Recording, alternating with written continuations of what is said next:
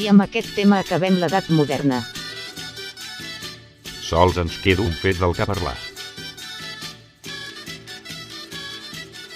La guerra de successiu.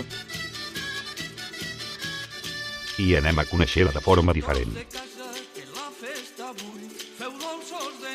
Amb una cançó.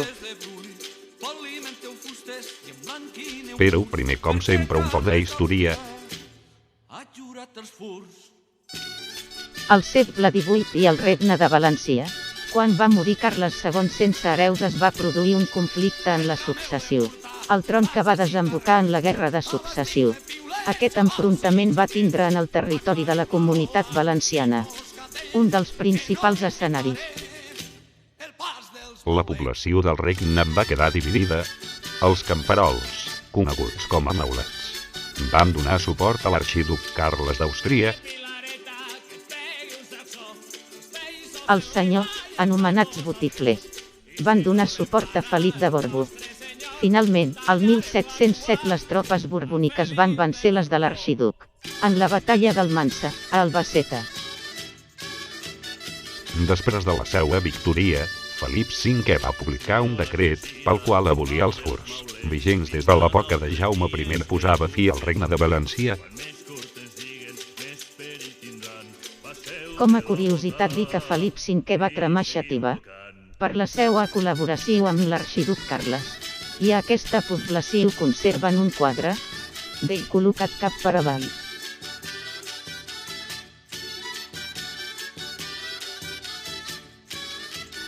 I ara, avant amb els vídeos.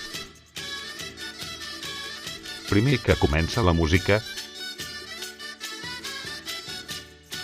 I després un altre vídeo amb la història de la batalla d'Almansa.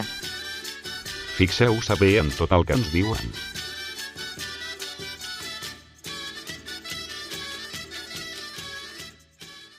Va ser a la tardor de 1705 que Altea desembarca Batista Basset com a general de l'exèrcit de Carles el d'Àustria. Entra a la marina i passeja per pobles i viles i en moltes comarques. Els maulets va distribuint armes i donant raons, convencent a tots els llauradors que l'arxiduc Carles ha promès suspendre tributs i gravaments i tot el país li va plantar cara al Borbó Felip V. Els reis i governants de tota Europa es posen a l'aguait i al plet s'aboquen, que està en discussió la corona dels regnes d'Espanya i els dos aspirants. Una guerra van a provocar buscant aliances amb altres estats. Dos exèrcits preparen Felip de Borbó i Carles d'Àustria, tals són els seus noms.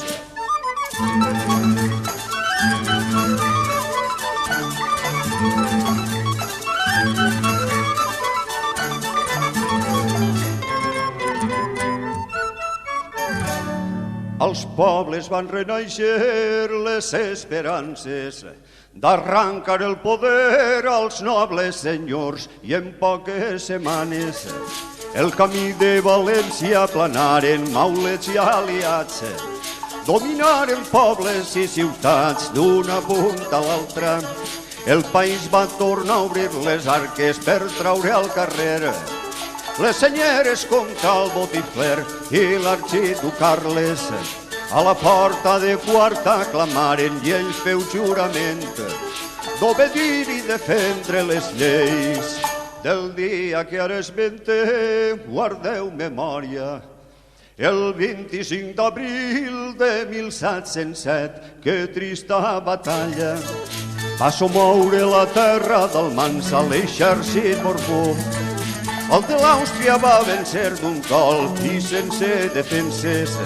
Ocuparen comarques senceres, mal dia va néixer i ordenar destruccions i matances. I el malvé d'Almansa, amb raó diuen que a tots s'alcança, no es pot oblidar que en la boca del poble ha quedat.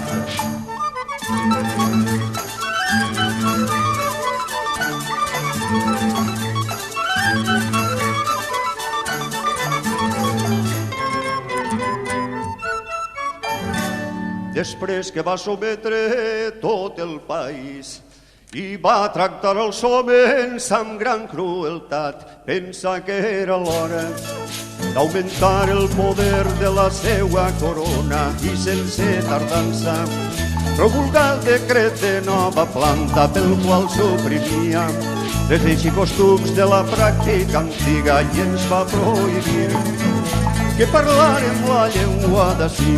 Senyors i senyores, de la història us hem fet el recompte, si voleu seguir. En els llibres està tot escrit.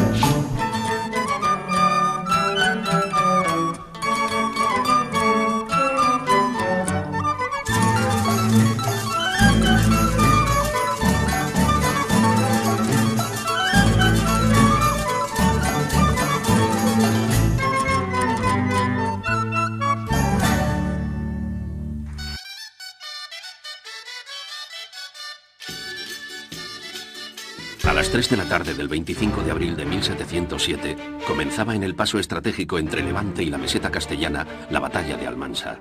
La guerra de sucesión española tuvo un punto de inflexión con esta contienda. Su resultado cambió el rumbo del conflicto y tuvo repercusiones en toda Europa. En pocas horas el campo de batalla revelaría vencedores y vencidos. A un lado de la línea de fuego, el duque de Berwick organiza las filas del ejército de las dos coronas. Enfrente, la Gran Alianza coordina columnas inglesas, portuguesas y holandesas. El enorme campamento franco-español despliega sus tiendas de lona el día 23 al noroeste de Almansa. Al caer la tarde del día 24 de abril, el ejército aliado anglo-portugués monta su base en los alrededores de Caudete. Amanece el día de batalla con 4 grandes columnas de soldados austracistas dirigiéndose con resolución hacia los hombres de Berwick, que aguardaban dispuestos en 2 líneas cerca ya de los muros de Almansa. El ejército aliado, en inferioridad numérica, se detuvo a unos 1500 metros de distancia del enemigo. En la tarde de aquel frío lunes de Pascua, el fuego de artillería de las dos coronas se cruzaba con el de los cañones austracistas. Al llegar a distancia de tiro, comenzó un intercambio de fusilería. Enseguida la línea borbónica se abalanzó sobre la austracista, aunque de manera algo abrupta. El combate se dividía así en 3 frentes, alas izquierda y derecha, controladas por Berwick, y el centro, donde las tropas aliadas habían roto las líneas de las dos coronas. Si el enemigo conseguía agrandar la brecha, la derrota sería inevitable. Tras una carga a la bayoneta, por fin la infantería inglesa se batió en retirada. Sobre las 4:30 de la tarde, la batalla favorecía las líneas borbónicas. Tan solo en el ala derecha el ejército portugués mantenía sus posiciones, pero al percatarse de la derrota en el ala izquierda y centro de sus aliados, emprendieron retirada. La noche del 27 de abril, Berwick y los altos mandos aliados supervivientes firmaban las actas de rendición.